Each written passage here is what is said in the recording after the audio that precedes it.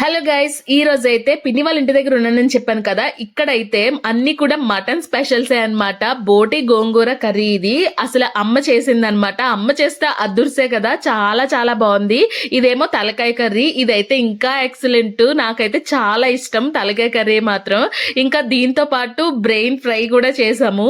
నేను అమ్మ కలిపి చేసామన్నమాట. అమ్మ చేశారు, నేను వీడియో తీసాను. ఇంకా ఇది ఎలా ఫ్రై చేసుకోవాలో మీకు తెలిస్తే కామెంట్ చేయండి. మేమైతే ఇలా చేస్తాము.